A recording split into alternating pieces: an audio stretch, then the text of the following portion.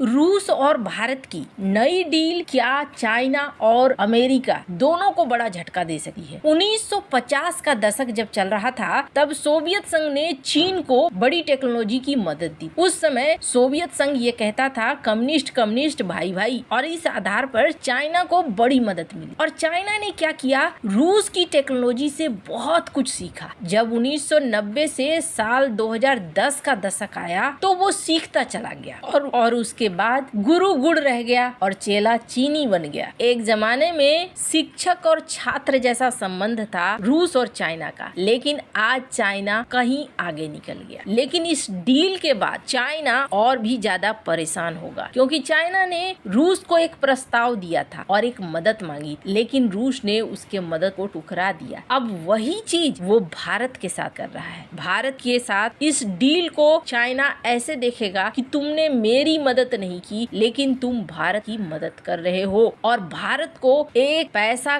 कमाने वाला पूरा का पूरा पेड़ ही दे रहे हो, उसकी बीज ही दे रहे हो। जानेंगे क्या कुछ हो रहा है भारत और रूस के बीच में। जियोपॉलिटिक्स में बहुत कुछ चल रहा है, हमेशा की तरह जानने को मिलेगा बहुत कुछ। आइए जानते हैं इन खबरों को विस्तार। साल 2000 के दशक के बाद रूस थोड़ा सतर्क हो गया। क्यों सतर्क हो गया? तब आंखें खुली, और आंखें खुली तो उसे समझ में आया कि यहाँ तो मेरे साथ सबसे बड़ा धोखा हो गया है। एक जमाने में रूस और अमेरिका दोनों एक दूसरे के कंपटीशन में थे और उस समय रूस चाइना की बड़ी मदद भी किया करता था। 30 से 40 सालों में रूस ने चाइना को कई टेक्नोलॉजी दिए और कुछ हथियार भी दिए। और चाइना ने क्या किया, चाइना ने कथित तौर पर कॉपी बनाना शुरू कर दिया। जब रूस ने सुखोई 27 दिया तो उसकी कॉपी बन गई J-11। 1990 के दशक में चीन ने सुखोई 27 खरीदना शुरू किया था और बाद में लाइसेंस लेकर J-11 का प्रोडक्शन शुरू कर दिया। फिर चीन ने J-11B विकसित किया, जिसमें कई चीनी सिस्टम लगा दिए। रूस में लंबे समय तक ये शिकायत रही कि चीन ने लाइसेंस का इस्तेमाल करके अपने लिए बनाना शुरू कर दिया। फिर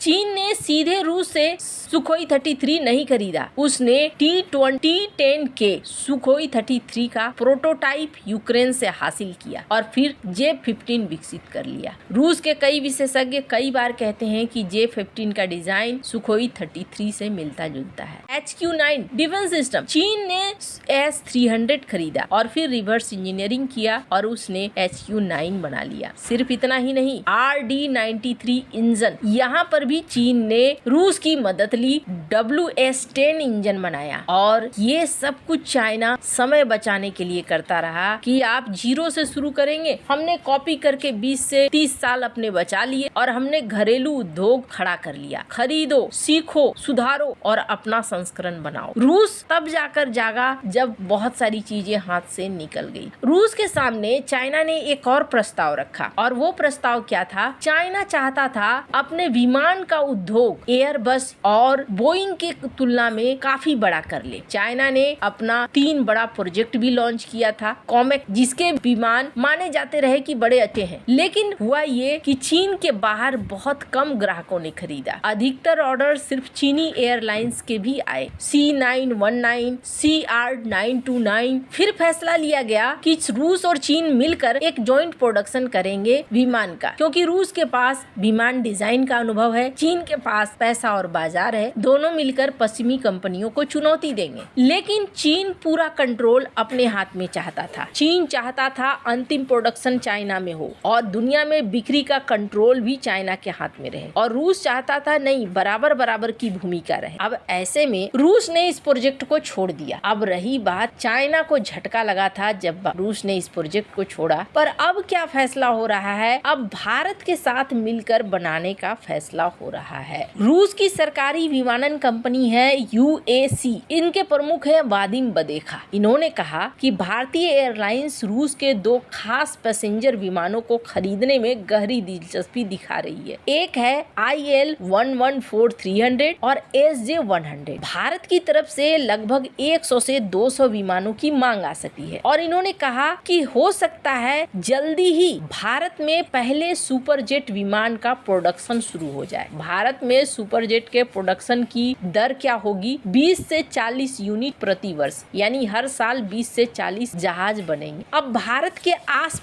के अंदर ही 200 से 300 विमानों की जरूरत जरूरत है। इस डील की खास बात क्या है कि ये विमान सिर्फ रूस से खरीदे नहीं जाएंगे बल्कि भारत में ही बनाए जाएंगे। इसको लेकर भारत की सरकारी कंपनी HAL और रूस की UAC के बीच में एक समझौता पहले ही हो चुका है। रूस और भारत के बीच सबसे बड़ी एयरक्राफ्ट डील है ये योजना अगले 3 सालों के अंदर ही भारत में सुपरजेट विमानों का प्रोडक्शन शुरू करा सकता है। कहा जा रहा है कि अगर बात करें भारत और उसके आसपास के पड़ोसी मार्केट की तो कम से कम 200 से 300 विमान यहाँ पर लगेंगे। ये पैसेंजर विमान है। अब इससे चाइना क्यों दुखी होगा? पहली बात तो ये कि ये काम चाइना करना चाहता था रूस के साथ मिलकर, लेकिन रूस ने बीच में ही प्रोजेक्ट छोड़ दिया और अब रूस क्या कर रहा है, भारत को वो शक्ति बना रहा है। भारत के अंदर अगर विमानन उद्योग चलने लगा तो फिर भारत एक कॉम्पिटिटर के रूप में चाइना के सामने आ जाएगा। भारत के पास कमी नहीं है, भारत के पास मैन पावर की कमी नहीं है, भारत के पास बाजार की कमी नहीं है, उसके खुद के भी बाजार हैं और दुनिया भर में भी भारत ने अच्छे कॉन्टेक्ट बनाए हैं। अब ये तो रही बात चाइना की। अमेरिका क्यों दुखी होगा? अमेरिका इसलिए दुखी होगा कि भारत फिर बोइंग के विमान लेना बंद करेगा, बल्कि भारत ये करेगा कि ज्यादा से ज्यादा विमानों को बनाएगा और न सिर्फ बनाएगा, दुनिया भर में बेचेगा भी।